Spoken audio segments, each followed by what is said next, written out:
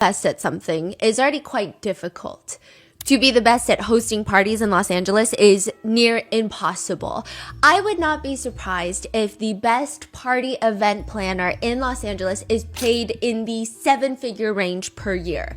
It's all about the famous caterers, the decorators, a giant ice sculpture shaped like a throbbing Academy Award, because how else will anybody know that you have one? Trays of caviar being served with McDonald's chicken nuggets, because pairing and wasting caviar on something that is not expensive is the ultimate signal of wealth in Los Angeles. These are likely some of the prerequisites on throwing the best parties in LA. Unless your name is Al. Al does not do any of this. But everybody wants to go to his house parties. There are no trays in the bathroom for people to do lines of snow off of. There's not a single fish egg in sight. Just strange invitations that show up at your doorstep. The invitations are vague, but they're pretty straightforward in the sense of like it's vague depending on how you're going to execute it. But, quote, bring a copy of the book that you have most enjoyed. I would spend days thinking about that. Do they mean smut? Do they mean like fun book? Do they mean educational book, self-help book that transformed my life, or book that I had the most hee ha ha kicking my feet reading? What does it mean? Or another, bring the most interesting person that you've ever met. How do you even get the most interesting person to come with you? Because you're not the most interesting person. They're probably the most interesting person. When you show up, you likely realize that you have brought the least interesting person with you, because there are Nobel Prize-winning physicists. The guy over there works for NASA. He won't tell you what he does, but he works for NASA. Magicians, celebrities who are not even the star of the party. The host himself, Al, will usher you inside with his arm draped around your shoulder as if you've been best friends for decades, even though he looks a few decades older than you, and almost like it is just planned from the beginning. Somehow he's asking you about how the car ride was there traffic, how was it coming up the hills, and then suddenly you're standing in front of a painting on a wall. Is the painting moving? It's likely that later someone at the party will lean over and tell you, oh, you don't know? Al's the world's greatest collector of optical illusions.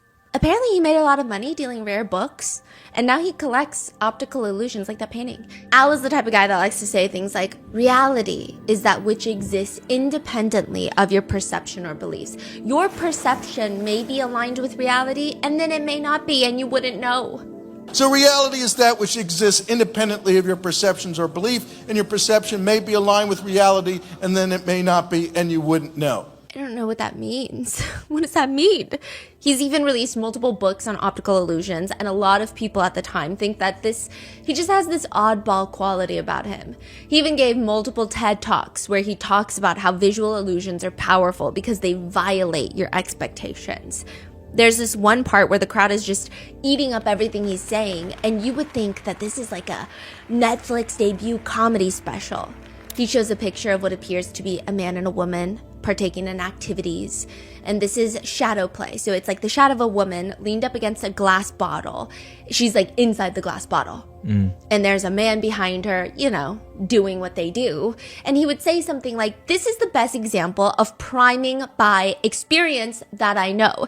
If you are a child under the age of 10 that hasn't been ruined yet, you will see the image and see dolphins. Actually, this is the best example of priming by experience that I know. If you are a child under the age of 10 who haven't been ruined yet, you will look at this image and see dolphins. Yeah, you see dolphins? No, but it's odd that he says a child under 10 that hasn't been ruined yet. It's just a little weird, okay? And then he goes on to show a picture of a thing that a 6-year-old drew. Turned into her teacher, the assignment being, what do you want to be when you grow up? And because of the way that the story is presented, his voice, his tone, his cadence, clearly it looks like this 6-year-old drew someone who might be a midnight ballerina. That's what it appears to be. And the 6-year-old writes on there, when I grow up, I want to be just like mommy. So now the insinuation is mommy is a midnight ballerina, because it looks like someone on a pole and there's a bunch of people holding up wads of cash. The crowd is laughing, and then he shows a letter.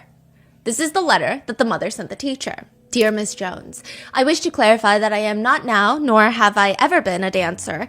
I work at Home Depot, and I told my daughter how hectic it has been last week before the blizzard hit. I told her we sold out every single shovel we had, and then I found one last one in the back room, and that several people were fighting over it and who would get it. Her picture doesn't show me dancing around a pole. It's supposed to depict me selling the last snow shovel we had at Home Depot. From now on, I will remember to check on her homework more. Thank you. So it's a lot of weird stuff, but it's not alarming. It's all like fun and games, right? Until the recent release of the Epstein emails. December 16th, 2010, one email from Al Seckel to Jeffrey Epstein reads, "The job was far worse than originally expected. You have a dedicated group of people trying to undo and damage you." He's talking to Epstein in 2010 after his conviction, his first conviction. Including now, they have started up again last week, full force again. It's obvious that they can't fuck with your wiki page because we blocked that. So he's going in and he's making sure no one can write in Jeffrey Epstein's Wikipedia page. The woman from the Daily Beast who wrote an article about you, we have programs that track this stuff. And so for the past few days, Mike has been having a cyber war with her minions who are actively trying to undo what we are doing. She's trying to push her Daily Beast and other articles back up, so we have to go back and push them back down in the Google searches. Then there was the issue of trying to, create a positive web presence for you with the science and organization sites. I spent literally 4 months of nonstop work creatively and my own political capital to get you this far, which saved you not only time, but countless dollars, and isn't something that can be readily bought. I had people also working for free. We did manage to get rid of the Daily Beast article, which is now far removed in spite of their own efforts to keep it prominent. Wikipedia was an important victory, and it will always be at the top of the search engine results. Now the headlines do not mention convicted sex offender or pedophile. Instead, philanthropic work, Epstein Foundation, promotion of scientists. We've stopped the hacking on your wiki site, and that was a major effort. Your wiki entry now is pretty tame, and bad stuff has been muted and pushed to the bottom. Careful editing and wording has muted the effect immensely. We also hacked the site to replace the mugshot in the caption. They hacked Wikipedia. These emails are from 2010. What is the connection between Al Seckel and Epstein? Is this just another one of Epstein's friends who owes him a favor? Al Seckel is actually much closer than that. He's almost family in a way. He is Ghislaine Maxwell's brother-in-law. And soon after these emails, Al Seckel goes missing. Or at least that's what everybody thought. Until weeks later, there is a stench that leads investigators to the bottom of a 100-foot cliff in France, and there, missing a hand and a foot that was likely eaten by a wild boar, is Al Seckel. When did he die? 2015. So he sent the email in 2010? Yes. This was exposed in 2015? No, it was exposed recently. But in 2015 he died? Yes. Huh. There were allegations that he was a fraud rare book seller, but they say that he self-exited. But it's interesting because how many self-exits connected to one case is too many? And what does he do?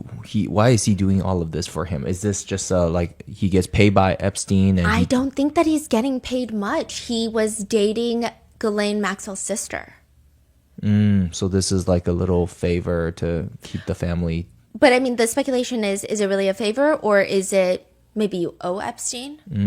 Because I mean, I love my extended family. I don't know if I would illegally hack a website for them. Right. Go that far. Yeah, especially when they've been convicted of the crime that everyone on the internet is posting about.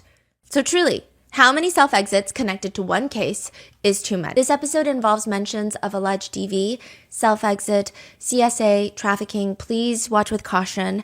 And this is part 3 of our coverage of the Epstein files. And I think by this point, hopefully the new Epstein files will be released. That's going to take a lot of time to sort through. If you guys are interested, I can definitely make some follow-up videos. But I mean, we don't even really know what's going to come out of the Transparency Act. Truly, like there is no guarantee that we're going to get any answers to this, or if we're just going to get another dump of emails where it's like, oh, yes, we kind of knew that these people people had some sort of relationship, but these emails don't kickstart an investigation. They don't really bring justice or anything. So it might just be that. But just another side note, I am not legally accusing anyone of doing anything. All of these allegations, all of these accusations, and the discourse around each person that's involved or not involved with Jeffrey Epstein and Ghislaine Maxwell is readily available to be consumed online. There are countless court documents. There are countless things that have been released by the House Oversight Committee. There are so many things that have been circulating online that you can read for yourself and come to your own opinion. So with that being said, let's get started. The committee is where bills go to die. They are the gatekeepers. Before a bill even reaches the Congress floor, the congressional floor, okay, to have a full vote, they have to go through the committee first. And when they do, 90 to 95% of them die. They never make it out of the committee onto the floor, except this bill, Jeffrey Epstein's Transparency Act. I mean, why would it not get signed by everyone, right? They just have to make it to the congressional floor. Why would you not want to know more about those that are involved with Epstein? By the way, that was from a deposition, okay? So a lot of people have been calling him Epstein recently. There was an old deposition of Jeffrey Epstein where he is asked about if his private part is truly shaped like an egg. Is it true, sir, that you have what's been described as an egg-shaped penis? And he gets so upset, he walks out of the deposition. And for What? that, he is now Mr. Epstein. Now, the Jeffrey Epstein Transparency Act was a bipartisan joint effort from Democrat Ro Khanna from California and Republican Thomas Massie from Kentucky. Interestingly enough, when the Republicans find out that Thomas Massie is working on this bill, so he's trying to get it onto the House floor so they can vote. Once they vote, it goes to the Senate. Then once they vote, if it passes, it goes to the president, and it is now signed as an act. Like, this is going to happen. When the Republicans find out what Thomas Massie is doing, they are not happy. The leadership is not happy, including Donald Trump. Trump attacks Massie on social media, calling him, quote, a real loser. Thomas Massie, the worst Republican congressman, and an almost guarantee no vote each and every time, is an embarrassment, with a capital E, to Kentucky. He's lazy, slow-moving, and totally disingenuous. A real loser. Never has anything positive to add. Looking for someone good to run against this guy. Someone I can, capital E, endorse and vigorously campaign for. I don't know why embarrassment and endorse are capitalized E for Epstein, I guess, right? But like, he really hates Massie now. He made fun of him for getting remarried a year after his wife died last year in 2024. And Trump is posting online, boy, that was quick. No wonder the polls have him at less than 8% chance of winning the election. Anyway, have a great life, Thomas, and question mark? Because he doesn't know the new wife's name. His wife will soon find out that she's stuck with a loser.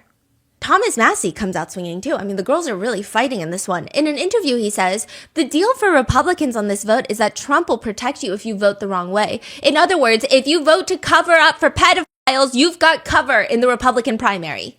The deal for Republicans on this vote is that Trump will protect you if you vote the wrong way. In other words, if you vote to cover up for pedophiles, you've got cover in a Republican primary.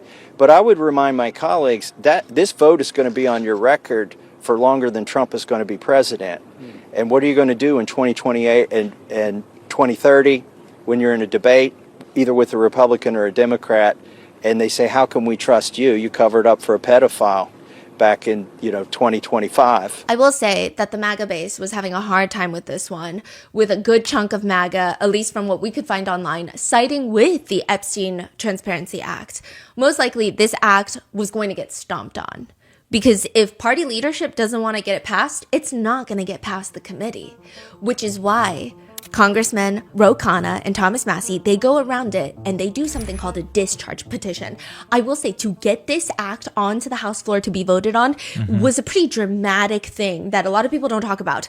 So it means that in order for you to bypass the committee, you have to do a discharge petition. For a discharge petition, you have to have majority of the House representatives. You need 218 out of the 435 to file and sign this discharge petition. But they make it so, there's so many legal loopholes, such as the 218 members of the House have to physically go to the clerk's desk at the House chamber to sign the document.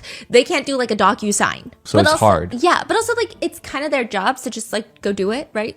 And this is where 3 Republican House representatives, Marjorie Taylor Greene is of Georgia, Lauren Boebert of Colorado, and Nancy Mace of South Carolina, they decide that they are going to be the 3 Republicans to sway from party leadership. No Republican wants to sign this discharge petition. Every single Democrat has signed it, except the only Republicans are these 3 congresswomen and Thomas Massey. So these 4 people changed everything. Yes.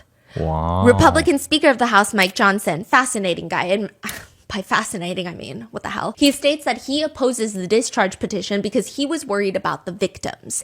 Though most people believe it's more likely that he was just doing what Trump wants. Okay, so there was a lot of drama.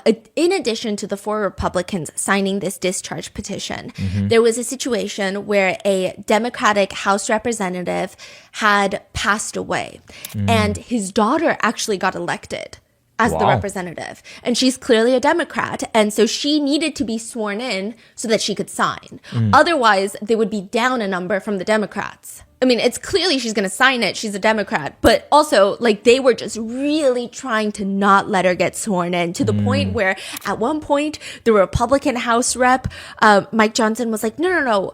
The government is shut down, so we can't sign her in. Or like it's the weekend, or like we only meet certain times a month and we can't sign her in. And everyone's like, why can't you sign her in? A lot of people have been sworn in when they haven't had everybody present. And he's like, no, it's for her. I want her to get the full experience of being sworn in. Like it's a whole thing. It's a whole ordeal. And everyone's like, swear her in so that she can sign the document.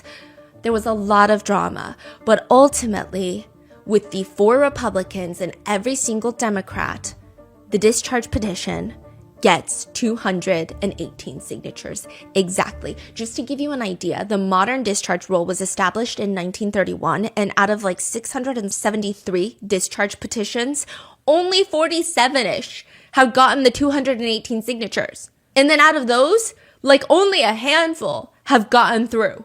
Wow. The odds are not in the favor of the Epstein Transparency Act, but it does now go to the floor to be voted on, and they have to get it through the House, then the Senate, and then finally the president. When the discharge petition gets on the House floor, the House votes 427 to 1. Who is the one lone no vote? Republican Clay Higgins of Louisiana, who argued that the release could cause undue harm to innocent witnesses and family members related to the case. He wrote on X, "It abandons 250 years of criminal justice procedure in America. You know, as written, this bill reveals and injures thousands of innocent people, witnesses, people who have provided alibis, family members. If enacted in its current form, this type of broad reveal of criminal investigative files released to a rabid media will absolutely result in innocent people being hurt."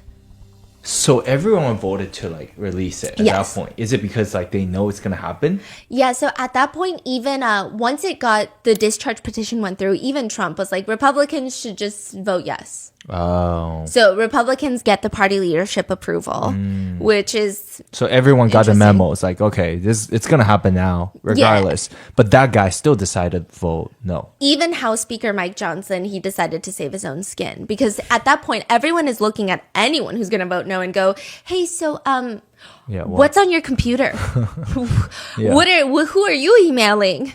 People wanted to know. And so I think at that point, everyone's saving their skin except for Clay Higgins, who has always been super MAGA. So then it goes to the Senate. And the senators, they unanimously passed the bill. And like, it sounds climactic. It sounds like every single one of them sat there and was like signing the bill. But no, they were just like, "Hey, anyone have any objections? Or are we just going to unanimously pass it?" They were like, "Okay, no objections. It is passed." And by November 19th, 2025, the bill lands on President Trump's desk, and he signs it into law. There's a lot of reasons why people think and have these conspiracy theories that Epstein was a spy, an intelligence officer for a foreign nation. The main one that comes up is Israel. that he was an intelligence spy for Israel. Netizens think that this is just too much power. The way that if you read through Epstein's emails, he does not align himself with one political party in the United States. When someone he's talking to is Republican, he takes a more Republican viewpoint. When someone he's talking to is a Democrat, he takes a more Democratic viewpoint. And it just seems that all of his connections lined up more so to be in the Democratic Party. Because he had Ghislaine Maxwell who knew the Clintons, and then they knew all of these connections, but it does not seem like he himself was like a staunch Democrat, like, oh, I lean left, these are my political views, which is so interesting. But he's so well connected globally to a bunch of international foreign nations and leaders. And the alleged tapes that Epstein has of his client list abusing children, there is this question of, do those tapes exist or not? Because Pam Bondi, Attorney General of the United States, has stated that she has seen tens of thousands of tapes, right? The tens of thousands of video, they turned out to be child porn downloaded by that disgusting Jeffrey Epstein. But she does state that it's between Epstein and minors, but they were never found. And some people say it's because they were never Epstein's. They belong to the foreign intelligences, and they're not going to let it be found. She has seen it? But she says she has. But it hasn't been found. Yeah. What does that even mean? Yeah. Like, did you find it or not find it? Well, I guess the argument there is they're saying they're not going to release it because it's CSAM. But she does state that it's Epstein and minors. Now, what's interesting is that all of the victims, well, most of the victims for Epstein and Ghislaine, they don't recall being filmed when they were partaking in activities with Epstein. But a lot of them recall that Epstein and Ghislaine would allegedly talk about how they had some sort of power over these powerful men that these women were trafficked to, that these girls were trafficked to. So it doesn't make sense. That's why people are saying it wouldn't make sense that Epstein has videos of himself committing acts. Like tens of thousands of videos of himself partaking in illegal activities with minors. Like, what would be the purpose of that unless he gets off on it? But none of the victims have said, oh yeah, he gets off on filming these things with us. So that's why people think that those tapes are not of Jeffrey Epstein. But regardless, it seems like whether they exist or do not exist, the DOJ is not specifying anything more because they're saying it's CSAM. And no one is saying that it should be released, or no one is saying that we should get screenshots or anything. It's just weird. It's weird. It doesn't help that Ehud Barak and a few other world leaders were pictured previously with Epstein or have admitted to having met him. And along with the massive dump of emails, Epstein's Kindle purchases get released, his digital Kindle purchases. I will say it's very interesting. In the beginning, he's reading books like Conversations with a Mathematician, Exploring Randomness, even the Jesus Dynasty, A Hidden History of Jesus, his royal family, and the birth of Christianity. And then he starts picking up books about family wealth management, the story of a practical idealist, managing money books, Why We Get Sick, the Celebrity Assistant's Handbook, which details how to deal with the ultra wealthy, Bitcoin for Dummies, blockchain technology explained. He also purchases at least 4 separate books, digital books on Donald Trump, another book about gay Catholic priests, another one titled The Serious Guide to Joke Writing, which is not about gay Catholic priests.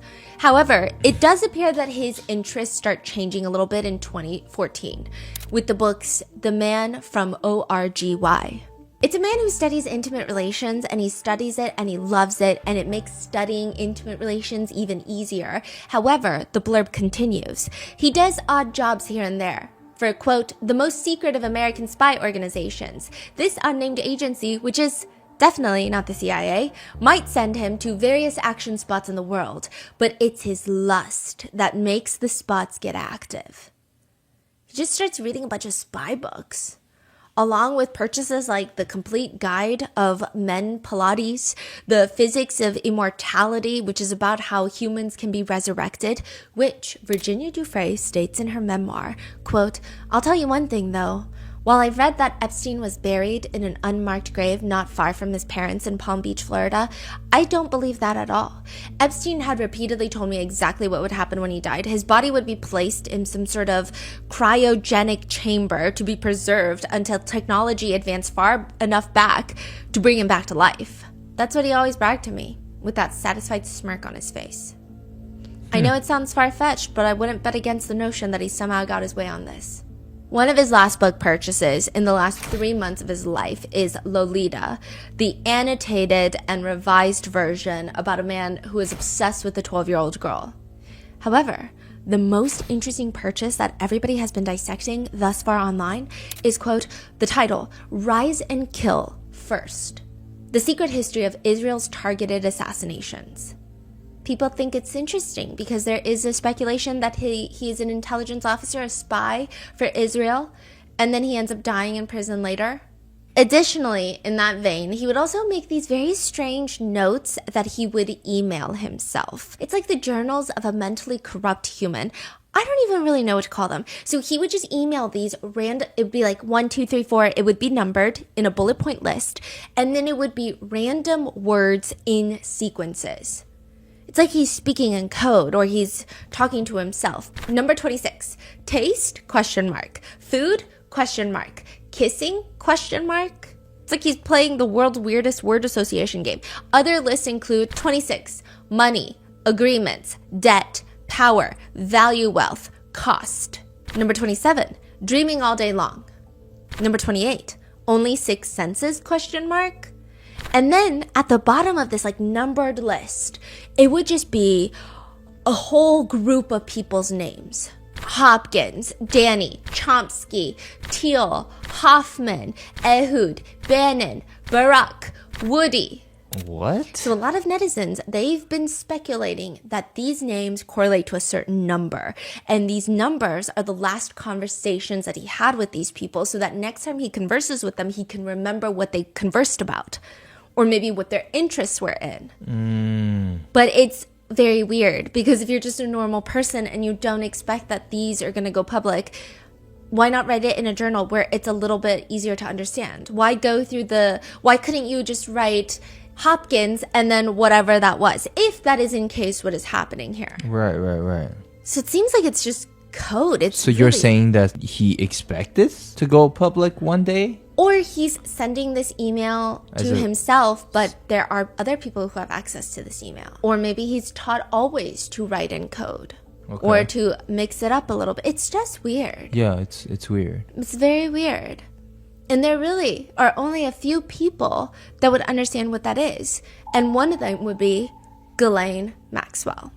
There are only a few people allowed in that room when Ghislaine Maxwell gets interviewed for like the first and probably the last time a few months ago. Spencer Horn, Assistant Special Agent in charge of the FBI. Deputy Attorney General Todd Blanche. Also in the room, you have Diego Pestana, Associate Deputy Attorney General, Mark Beard from the U.S. Marshals, and Ghislaine's attorneys David Marcus and Leah Safian, Melissa Madrigal, and Todd Blanche speaks. Go ahead. And I'm Ghislaine Maxwell. This is the proffer interview of Ghislaine Maxwell, July 24th, 2025, 10:12 a.m. Todd Blanche tells her what a proffer agreement is and that it's, quote, the most important part of this agreement is that this isn't a cooperation agreement, meaning that by you meeting with us today, we're really just meeting. I'm not promising to do anything. I'm not promising to ask Judge Nathan or any of the judges that's been assigned to your case to do anything about it. We are just talking. However, almost as important is the fact that what this agreement does for you is it gives you protection. So what it means is that the government cannot use what you say today against you, with some exceptions, which we'll talk about in a minute.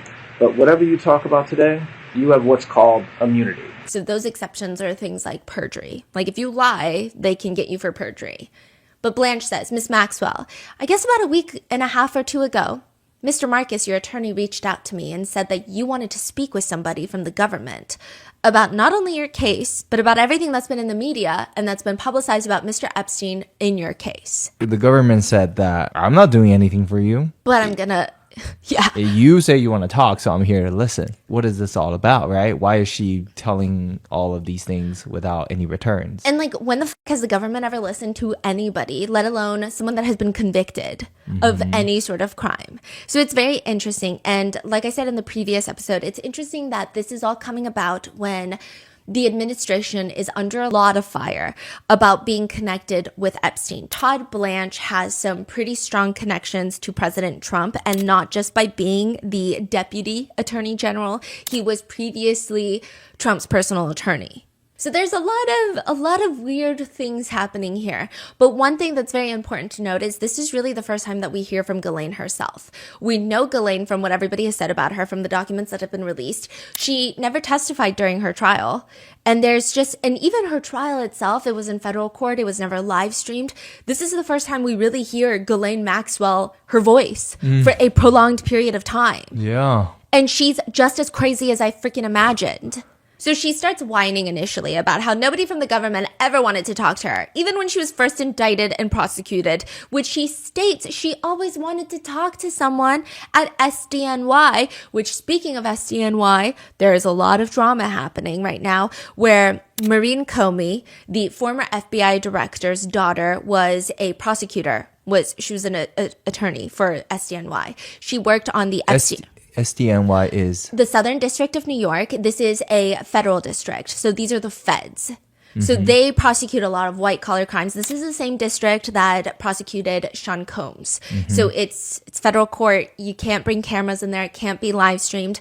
Now, Maureen Comey, who also worked on Sean Combs' case, she worked initially on Jeffrey Epstein's case. Never went to trial because he died. And then she worked on Ghislaine Maxwell's case, and that did go to trial, and she was convicted. Now, she gets fired. She gets fired this year, all around the time of this Epstein file talk. And her father, James Comey, who was the former FBI director, he's in like a huge lawsuit, and it's so messy over there. But people just think all this timing is very odd and interesting. Very odd and interesting. So Ghislaine Maxwell is like, SDNY never wanted to talk to me. Even when they indicted me, they didn't want to talk to me. And she says, quote, and I offered myself, and I kept asking if they would meet with me. And I kept asking if they would meet with me so that I could talk to them, and for whatever reason, that was not happening. So she starts from the very beginning of how she met Epstein, where there were rumors that it was through her dad, that it was on a blind date. And in Ghislaine's version of events, she says her friend is like, hey, you're almost 30. So she says, quote, I don't need to tell you guys. That's a very important moment for a girl to think about important things. And a girlfriend of mine, who an American, told me I broken up with I've been engaged, getting the very long-term boyfriend, and we've broken up. And she said, I got, as your girlfriends do, I got a guy for you to meet. And I was like, who is it? And she goes, he's been dating my sister, you'll love him, he's looking for a wife. I'm edging towards 30, I don't need to tell you guys that's a very important moment for a girl, just to think about important things. Sure, I'd be happy to meet him. So her friend is like, because you're an old decrepit little lady now, you got to think about dating somebody. So her friend introduces her to Epstein, who is dating the friend's sister. Imagine you're like, hey, you need a boyfriend? My sister's boyfriend could be a great pick for you. He's great. I think you guys should get married. And apparently that's what happened. So Ghislaine meets him at his office, where she notices a giant ketchup stain on his tie. And she is so smitten by this ketchup stain that she was like, yes, I will commit atrocious felonies with you. Let's do this. Ghislaine also thinks that we have the intelligence of a drowning cockroach, because she tells Todd Blanche that she slept with Epstein one time in the beginning of their friendship, So in 1992, I slept with him one time. And I was like, oh, that's it. We're going to be dating. I never slept a single night in that house. Ever. They were never really dating, per se. They slept together once. And then she didn't sleep with him again for a very long time. And the relationship was just not that serious. Were you in a romantic relationship with him at this point, or just friends? Just friends. Epstein told me that he had a heart condition. A what? Heart condition. Heart condition. Heart condition. Which meant that he didn't have intercourse a lot, which suited me fine, because I actually do have a medical condition myself, which precludes me of having a lot of intercourse. Epstein told me that he had a heart condition. A what? Heart condition.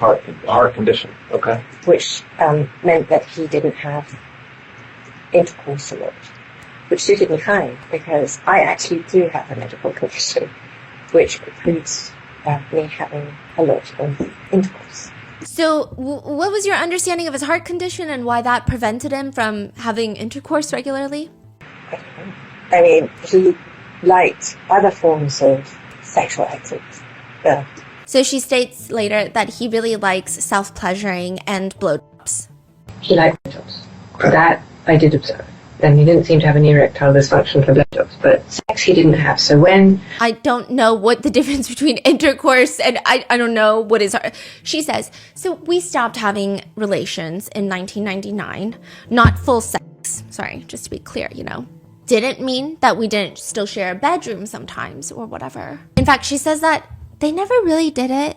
And all of these women who are accusing her of bringing them into the room, leading the massage, being involved in these group activities, she's like, oh God, that's really not me. Like, I've only ever done it with Epstein like a few times. And on top of that, I mean, people think that we are connected by the hip, but that is not at all the case. We barely ever hung out. We actually didn't really like each other like that. She says, in fact, I didn't like the people that he was with anyway. So how do I say this? He was always surrounded by young people, right? I like people who are my age or older, and I don't find the society of the companionship of younger people, I suppose, is really that enjoyable. I don't like the company that he chose to be with. And so I just was kind of boring and fundamentally uninteresting. That's probably the nicest way I can say it. Throwing Epstein under the bus now? Yeah. And she says that, by the way, in case you guys didn't know, I was in a full-blown relationship with a billionaire. Oh, yeah? She states that during this time, she was dating another billionaire by the name of Todd Wyatt. Wyatt? But this is in from 2003 to like 2010. And she says that he is the founder of Gateway Computers, quote, as you may know. And we had an amazing relationship that went up until 2010, I think. And I was with Ted from that time. So she says that she even attended Chelsea Clinton's wedding as Ted's guest. Weird. And she says, you know, back in those times, if you asked Ghislaine where Epstein was, she would even tell you, I would have no idea. I didn't even have the keys to his houses. Like, I think it's crazy. Like, she makes it seem like it's crazy that everybody is saying that they were joined at the hip, that they were Bonnie and Clyde. She's like, I barely saw the guy. If you asked me where he was at any given point, I don't think I would have had the answer. I didn't think so. I mean, that's how detached we were. What time frame was all the crimes happening? Is that the same time frame that she claims? Yes. So she claims that I wasn't even there. Yeah, she's like, I barely know the man. Blanche is like, okay, so when Epstein was first arrested in like 2008, that's when you realized that something was wrong with the guy? She's like, I didn't even know that. I didn't even understand. She's like, I didn't even know that he was arrested. I read through the press. And then when he's charged in New York federally, how did you learn about that case? In the press. And had you, as far as you know, been contacted by law enforcement before his arrest? No. I wasn't in the indictment. No, I know that, but even as a witness or asking you if you would give documents or materials. Up until when my lawyers said that I don't even know, I had no knowledge of them being interested in me. Honestly, I want to say until he had died. What? She's like, I didn't have any context for that. You know, I'm not even sure what I thought. I was like, that's weird. So after you find out, what happens with your relationship with Epstein? I asked him what was going on. And he said, not to worry. Nothing, taking care of it. Don't worry about it. He didn't share. You know, I wasn't part of it all. I was off with Ted. I really just was off with Ted.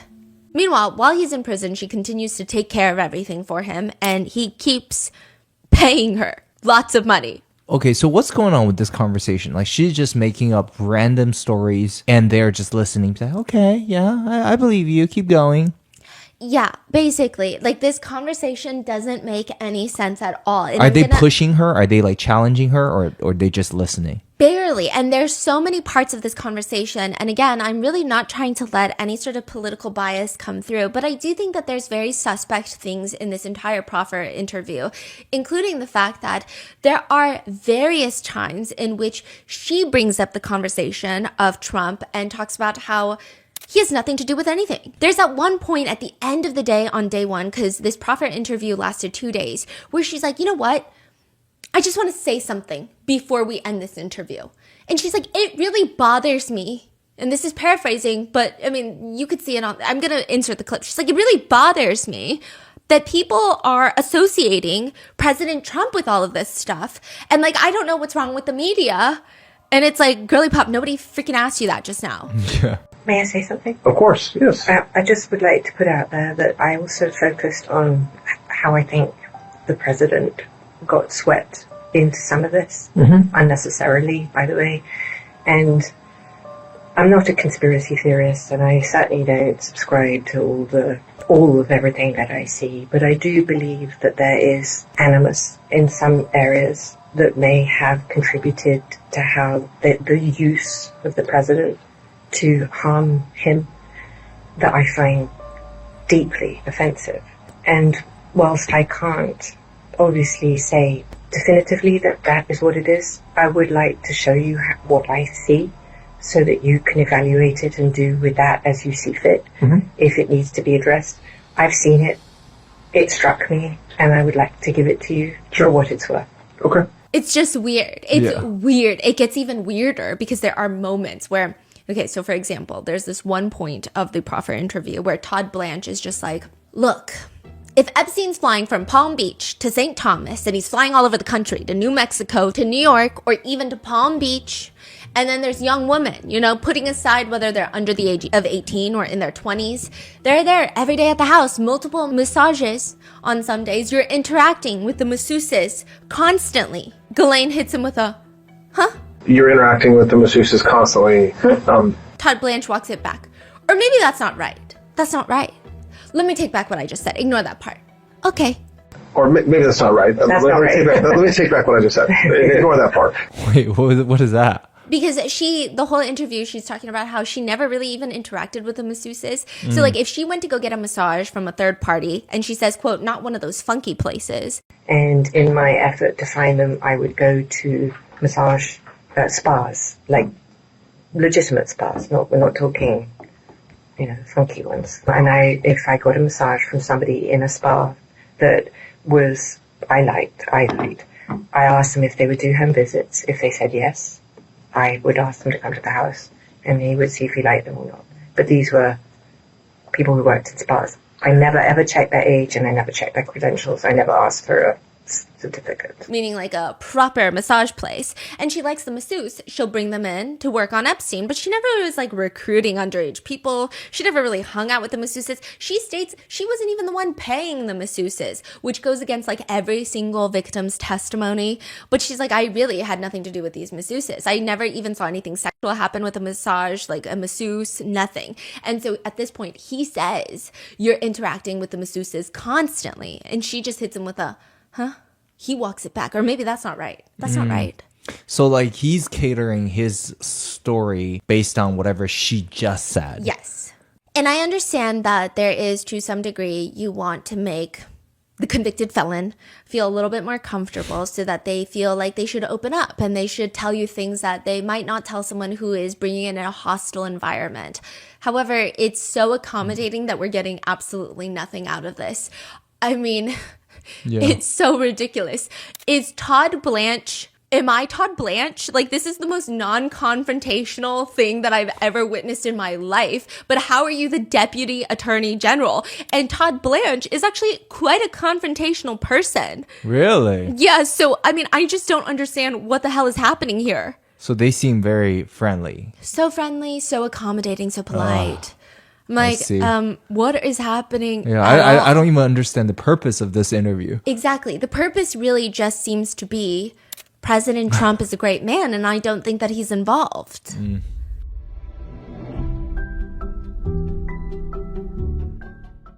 If you're new to RM, we had a small business with Shopify called Grandpa Mingo's Art Studio a handful of years ago.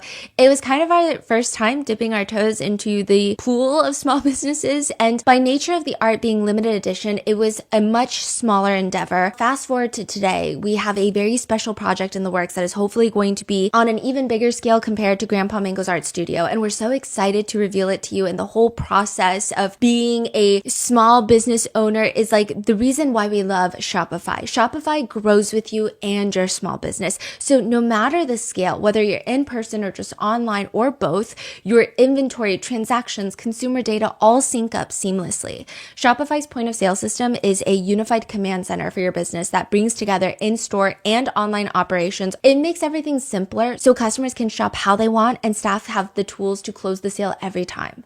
So turn those what ifs into why nots and keep giving those big dreams the best shot with Shopify. Sign up for your $1 per month trial and start selling today at shopify.com/rotten. Go to shopify.com/rotten. Shopify.com/rotten.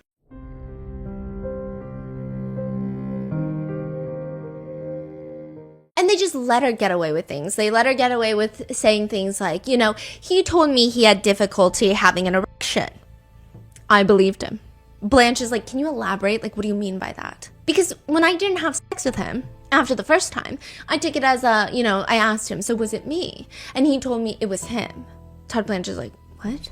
She says, I had never, up until this moment in my life, as if I'm, not stupid. I'm not stupid. I'm very bright. I've had an excellent education. I've traveled all over the world. I had boyfriends. But I had never met or understood that somebody could be so would lie to me about.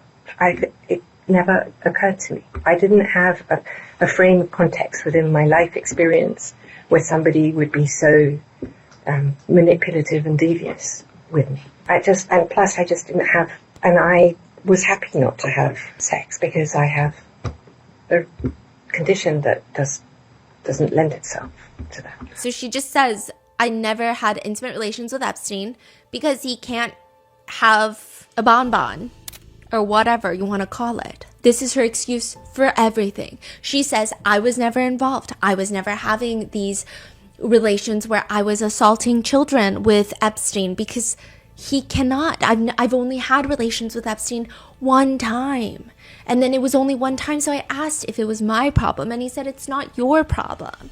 The only thing that Todd Blanche does kind of stick to is like, hey, but you are getting paid a lot of money. Were you relying on that money to live and his generosity to live, or did you have your own money? Okay, so we're going to come back and spend more time on the money with respect to Mr. Epstein and his wealth. But what did you learn about his wealth and how he was and how he accumulated his money? What is he doing to make money that you see? Does he have clients? Does he have rich clients? Does he have famous clients? So you're saying that you're not recruiting masseuses for him, like inappropriate masseuses, that these are regular massage therapists, but then you're just, what? You're a house manager? You're signing contracts for third-party designers for all of his homes?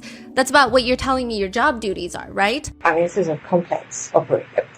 I'm not talking about anything untoward, just the sheer size of the projects. I'm talking about construction projects, the houses. It's a really significant job. I ran all the properties, the staff in the property, the management of the properties. So we're talking $18.3 million in 1999, $5.5 million 3 years later in 2002, $7.4 million in 2007. That money adds up to be around $30 million. Ghislaine Maxwell responds, I don't believe any of that was my money, even though they're going straight to her accounts. That money adds up to around $30 million.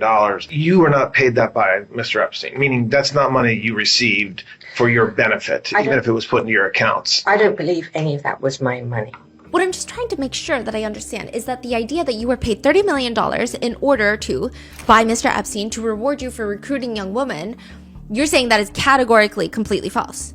That is categorically false, correct. And then he doesn't really do anything about that. So then we just start going down the list of everybody that she's met and interacted with. Did you ever meet JFK Jr.? I'm sorry? Did you ever meet JFK Jr.? Yes. I met him at Andrew Cuomo's, Carrie's wedding. Who did Carrie marry? Andrew Cuomo. Yes, Andrew Cuomo's wedding. She says that she likely met him before she was friendly with Epstein, and quote, I fancied him. Did you have any sort of professional or social relationship with John F. Kennedy Jr.? I fancied him. You what? I thought he was very attractive. Oh, you fancied him. Sorry. Besides finding him attractive and fancying him, did you have any sort of social relationship with him? I mean, we knew each other. I thought he was wonderful and fun, and I enjoyed meeting him. We went out, and I want to say we had a dinner or two, but obviously I was very excited. But that was it. And I knew his brother. And so now she's talking about Andrew Cuomo again. I knew his brother. You knew his brother. He has a brother, right? What's his name? He's on TV. Chris? Right, Christopher Cuomo. But I would just say socially, I'm just not close friends or anything, but I was friends with Carrie, which is Andrew Cuomo's ex-wife, and I met him a few times, and I certainly met his brother as well a few times. Yeah, Carrie, Andrew Cuomo's ex-wife, is also Carrie Kennedy of the Kennedy family. So just so you know, she's also not just part of the Kennedy family. She is JFK's niece, former President JFK's niece. She was married to Andrew Cuomo until 2005. Nevertheless, the list of names continues. Ghislaine says that she does recall meeting Alan Dershowitz and his wife on the island, but never had any sort of inappropriate behavior, never witnessed anything. How about Mr. Weinstein, Harvey Weinstein? How about Mr. Weinstein, Harvey Weinstein? What would you like to know? Do you know him? Yes. How do you know him? Is it a relation you had kind of separate from Mr. Epstein, or did you meet him through Mr. Epstein, or? I wouldn't say I had any type of relationship with Harvey Weinstein. Okay. In any context. Have you ever met Bill Gates over the years? Yes. Because of your relationship with Mr. Epstein, or separate? I met Mr. Gates when I went to a TED conference. I actually spoke at the TED conference, not the main stage, the substage. And I also gave a few TEDx speeches. But I might have met them there. But we were friendly, and I actually did meet him because I knew of, I don't know if he was chief of staff or whoever, but Boris. Did you meet Bill Gates over the years? Yes, because I knew I don't know if he was chief of staff or whoever, Boris. Who's Boris? Boris is the chief of staff for Bill Gates, apparently. And you don't recall ever being on a plane with him flying to the island or to anywhere? No. Do you know Elon Musk? Do you know Elon Musk? I do. And how did you meet Mr. Musk? I met him, I don't remember the year, but it's going to be in 2010, 11, something like that, I think, if my memory serves. I was at an event for Sergey Brin, the co-founder of Google. How is she in everybody's business? It's crazy. Everybody's business. That is crazy. Yeah, that's why everyone's like, are they So she's like the intelligent? peak social climber type of... People are saying this is not a normal level of social climbing either. It's so weird. And the fact that Ghislaine Maxwell comes from a disgraced family, where her father was like stealing money from pension funds, it doesn't make sense. Right. It's like, why are these people talking to her? That's why people think that she was working with intelligence agencies. But she said that she was at an event for Sergey, the co-founder of Google. And Sergey, it was his birthday. And so a bunch of them, she says, quote, maybe, I don't know, if I would say 40, it could be wrong. It could be 30 or 50, I don't remember. Went to another friend's island. Went to another friend's island, somebody called Mr. Bigotzi in the Caribbean, and not with Epstein. He was not there to celebrate Sergey's birthday. And we were there together for, I want to say, 3 or 4 days, something like that, in my memory. And Mr. Musk was a present for that. So everybody has an island, and you just like hop to different people's island. Yeah, and she does mention that like Richard Branson also has an island nearby. Yeah. Oh my God. Did you meet or know Mr. Musk's brother? I don't know if I ever met him. I know that he has a brother. I don't think I met him. She mentions that they also met again after an Oscars after party. And Elon Musk? Yeah. I believe that Epstein knew Musk. And do you know whether Mr. Epstein knew Mr. Musk? I believe they did. And the only reason I say that is not from my memory, but because I think my memory is that in Discovery, they were communicating on email. But I mean, it's not necessarily the most incriminating thing. People have not been bringing Musk's name into the Epstein client list because he was the one that tweeted that Trump is not releasing the files because there was a whole drama. Right. So a lot of people are like, well, he probably is not on the files if he's saying all that. Yeah. And lots of people were on the emails. Also, he's like the richest man in the world. Don't sue me. Then they go back to RFK Jr. And again, he is the one with the worm in his brain. And he does sound like he just smoked like 9 cigarettes before doing a press interview. It's crazy. But Ghislaine says that she had gone dinosaur bone hunting in the Dakotas with him. Bobby Kennedy knew him. Sorry, say that again about Bobby Kennedy. Bobby knew Mr. Epstein. How do you know that? Because we went on a trip together. We went to dinosaur bone hunting in the Dakotas. Protect the dinosaurs and protect the bears is what I'm learning from this. And she says, I knew Bobby's wife. So Bobby is his nickname. I knew Bobby's wife, Mary, pretty well, actually. And before he met her. Mary passed away in 2012 while her divorce with RFK Jr. was still pending. This divorce is not without its controversies. RFK Jr. accused Mary of running over and killing their family dog in the driveway, that she was violent and abusive. Mary accused RFK Jr. of being a sexual deviant, of constantly cheating on her and waging a scorched earth campaign against her. And whilst the divorce was pending, Mary died by self-exit. Ghislaine states that her boyfriend back in the 80s had a brother who dated Mary, and that's how they knew each other. And then Mr. Epstein. Did Mr. Epstein meet Bobby Kennedy through you? I don't think so, because Mr. Epstein... Surprisingly, everyone says everything happened through me. That's just not true. I mean, I think yesterday I explained that he had friends from London, and they were what the people would call fancy. They were fancy people. So she's like, no, he didn't meet Bobby through me. But then she states, I never saw anything inappropriate with Mr. Kennedy. I mean, yesterday, if I didn't make it clear, I will reiterate. I never ever saw any man do anything inappropriate with a woman of any age. I never saw inappropriate habits. Now, I'm not going to say hands I mean, that to me is not inappropriate. A what? I guess like holding hands. Oh. Now, somebody's inappropriate and mine might be different. We're not talking about anything that resembles the accusations that we've discussed. So that would be a flat out no to any man. Also, she just can't remember anything. I don't remember. I don't remember. I don't remember. I can't remember what. I can't remember now. But... And as for why she can't remember a single damn thing and has the hippocampus of a toad that's been deceased for half a century, she says, I don't recall all of them. Not because I'm trying to be evasive or anything. But I just don't remember them. And after a while, in the incredible job that you all have, all of you, that when you're so high pressured and you're spending so much time with extraordinary people, like with President Trump, it can blur. It just does. Does she really talk like that? Yeah, basically. It's so obvious. I mean, this is like a very dramatic interpretation, but I think that her accent doesn't help. She does have a very posh way of speaking that's very... holier than thou. She has a very posh accent. You know, in the incredible job that you have, all of you, that when you're so high pressured and you're spending so much time with extraordinary people like you do with President Trump, it can blur. She also says about Bill Clinton, so I started spending a lot of time. I don't want to categorize that, but I started spending time with the former president and with Doug and his team. And then I had no purpose really other than I obviously offered something. I don't know, ideas of, I don't know. And he started to travel. Who started travel? Bill? Yeah, so she's like, I'm traveling with Bill Clinton and like I offered him ideas or like, I don't know, or like ideas or like, I don't know. It doesn't make any sense. And then she talks about how there is a rumor where she flew Bill Clinton on a helicopter to the island for nefarious reasons. And she says, that is so patently absurd that I flew him in a helicopter. I am a helicopter pilot. That is true. I am a helicopter pilot. That is true. But the notion of me flying an ex-president on a machine, that would terrify me. I would never even take that responsibility. Can you imagine? Yeah, no, I'm not. No.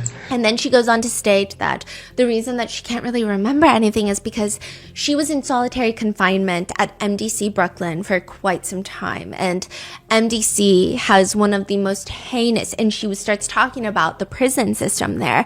And Todd Blanche is like, not on my transcript. We're going to stop you right here. Moving on.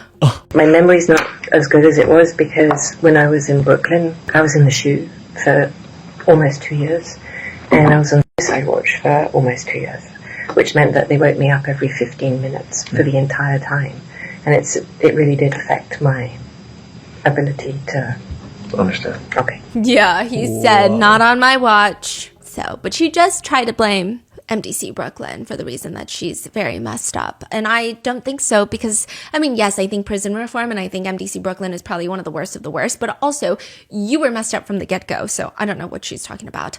Ghislaine also goes on to state that any woman that she saw around Epstein's vicinity was very interested in him. I saw Epstein with women. What I mean by that is he would have women around him, or women on the plane, or women in his house, or that's how I'm explaining that.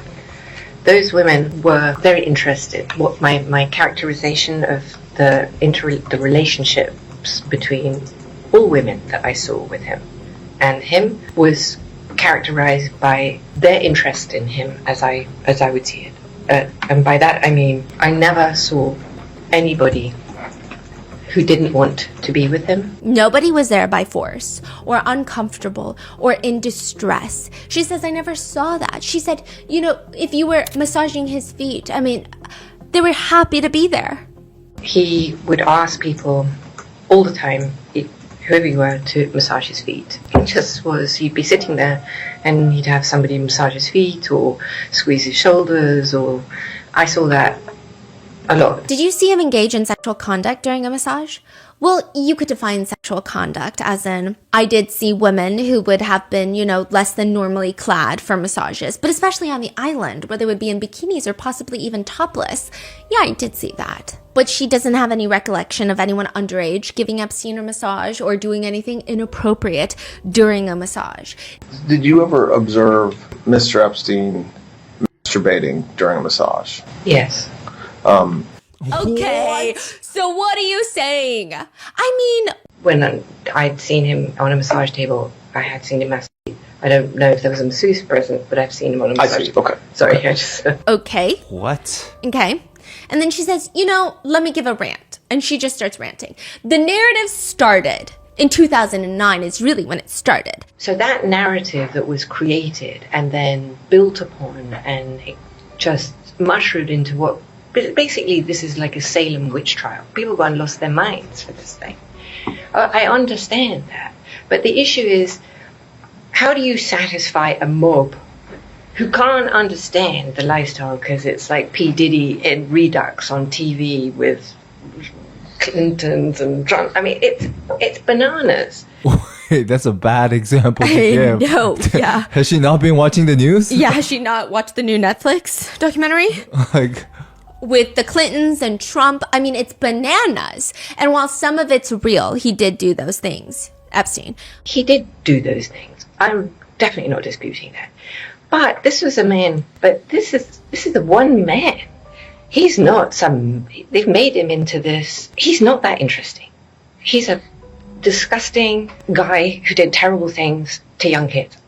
You're not going to hear me say what he did to people who are over the age of 18. I'm sorry. I'm not going to go there. That's just not what I'm here to. I mean, we made him into a nasty thing, or he is? He is, but we made this into a whole conspiracy involving her when she's so clearly innocent. Wait, I thought she just said that she never seen him do anything to anybody. Yes, she says that she never saw, but she believes the victims. Oh. At least the ones that don't accuse her. I see. Oh, I see. So she thinks that Epstein is evil and nasty and does these things to young kids. Just, she never seen anything. Yeah.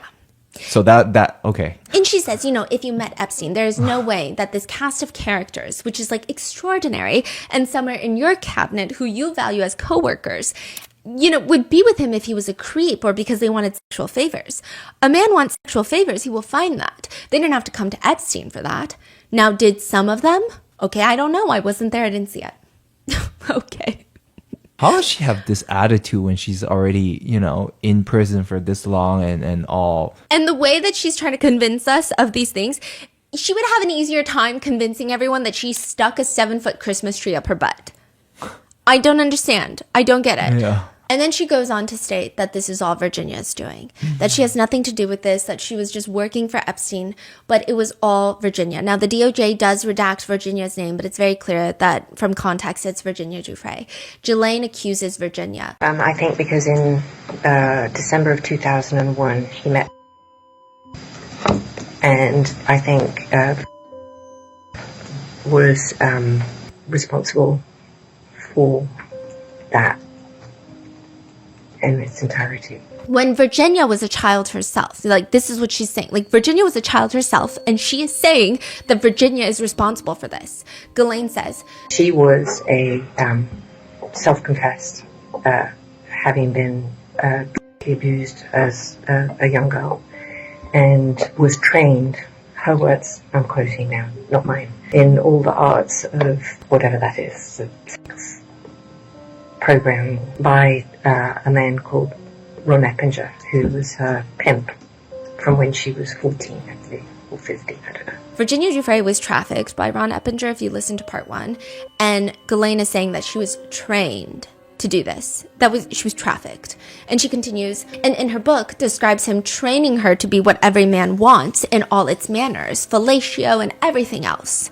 Ghislaine goes on to spew nonsense about how Epstein's interest in underage masseuses started because of Virginia, and that Virginia was the one recruiting fellow young girls to come in and service Epstein. She also badmouths Virginia by saying things like, so she takes up with the local drug dealer, and she becomes druggy. Like, you know how druggies, well maybe you don't, but I live with a lot in Tallahassee. They become even more unreliable than normal. So now she's saying she's unreliable because she got into drugs. And so she blames everything on Virginia Giuffre.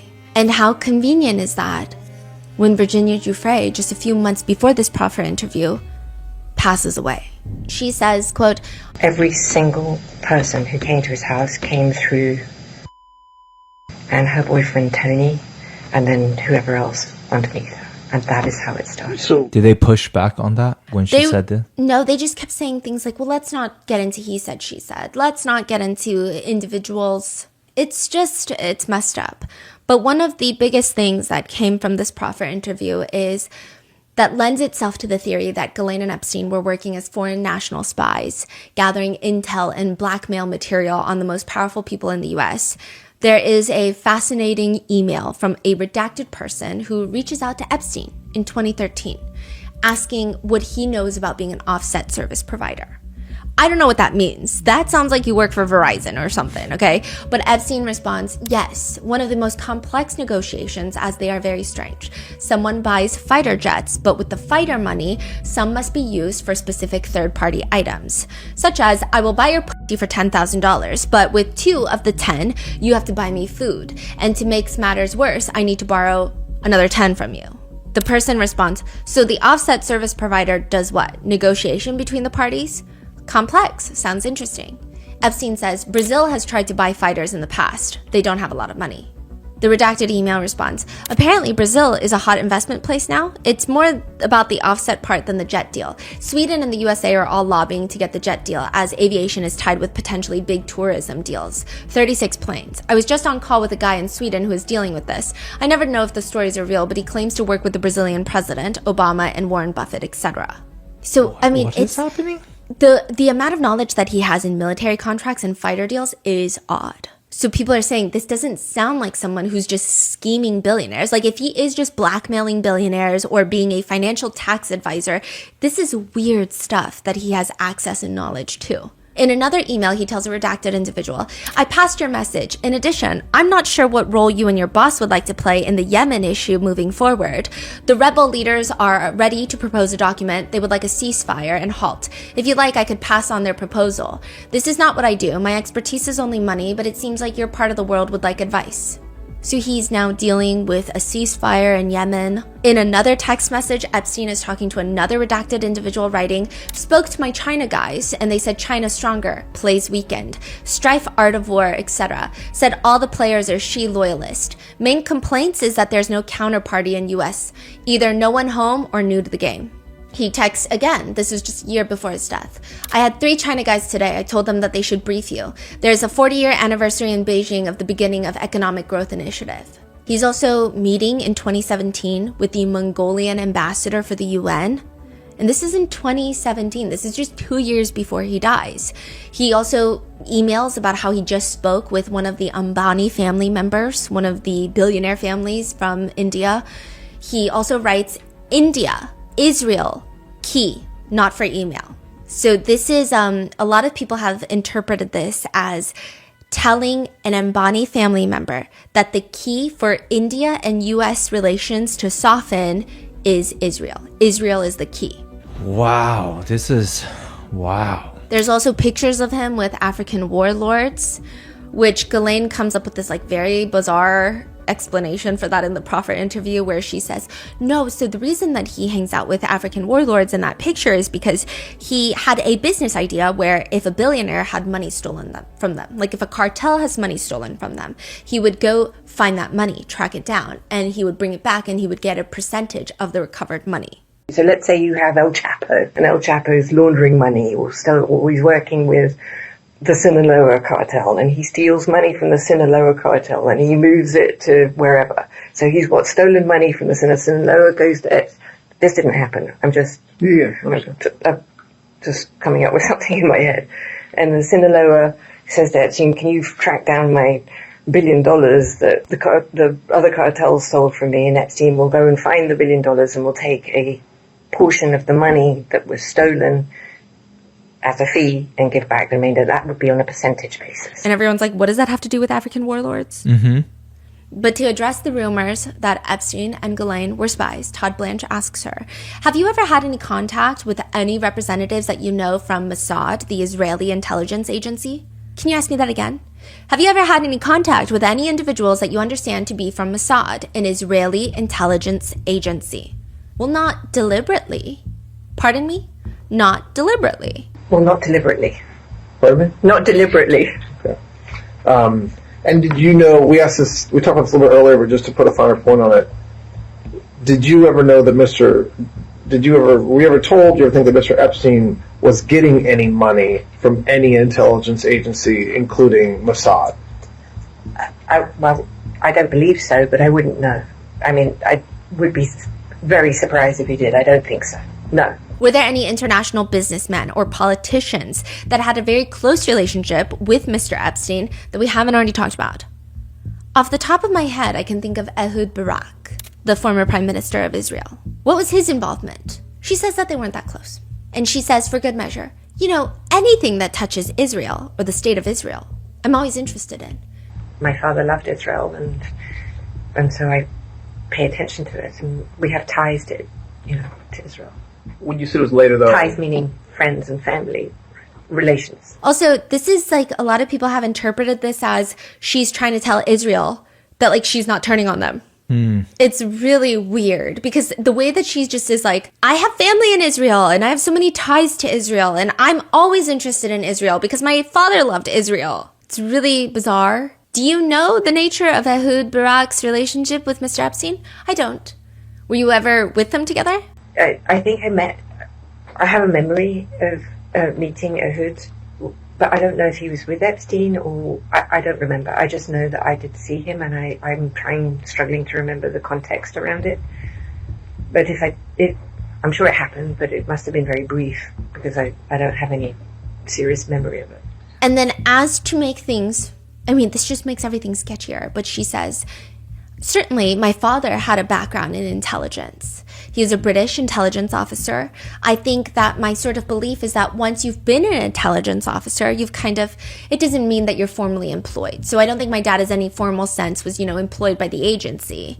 And then she's like, but I think it's absurd that everyone thinks that we are spies. But then later, she'll say shit like this. I've had some interesting things that have happened in my life. And one of them was I found out the IRA, so this is in Ireland, had me on their kidnap and murder list. One of them was to be found on an IRA kidnap and murder list.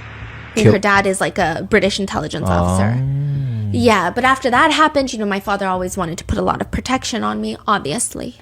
So it's weird because This didn't make it any clearer. I don't think that this proffer interview is going to make these conspiracy theories die down or feel less legitimate to the people who already believe it.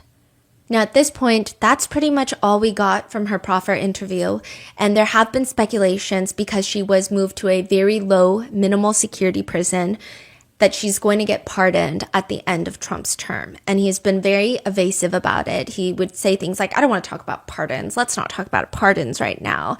But she's got access to phones, emails, weekend visits, recreational sports. I believe it's like unlimited yard time. So she was moved after this interview? Yes, exactly. So she's moved after this interview, and she's still trying to get out of her entire conviction by saying that she had a non-prosecution agreement as by the sweetheart deal that Jeffrey Epstein signed in 2009. So I guess we're going to have to see. But Virginia Giuffre, on page 139 of her memoir, she writes, I had been trafficked to dozens of men by this point, and I remember their faces clearly. There were old men and even older men, nerdy, shy men, and boorish, arrogant men. There were men who wanted me to wear outfits and men who wanted to see me naked, and men who didn't notice if I was clothed as long as I touched them. There were men who behaved as if I were lucky to be with them, and there was at least one man who ignored me as I serviced him sexually, preferring instead to focus his eyes upon and even fondle Epstein. Someone just like to, yeah. A lot of people want to know who that is. A lot of people want to know who everyone is. Virginia writes in her book, nobody experiences trauma and emerges unscathed. I certainly haven't. Even before I met Epstein, I'd experienced awful things that I've made some observers label me as his perfect victim. But I was also resilient, or I wouldn't be here now. I still have night terrors and panic attacks. I still have moments of feeling worthless. Perhaps I always will. But on many days, especially when I've been able to help another survivor, I thrive. My hope is that this book can aim some light at the darkness and force it to crawl back into its cave. My point is that while Jeffrey Epstein is dead and gone, there are many others around the world who are still committing the same kinds of crimes that he did. Hopefully, the files will put an end to that. And the files should be coming out like after you see this, probably in like a week. But we don't know if things are going to be how they've always been and we're going to get a whole bunch of nothing, or if we're actually going to get something this time. So stay tuned. Let me know your thoughts in the comments. Stay safe, and I will see you in the next one.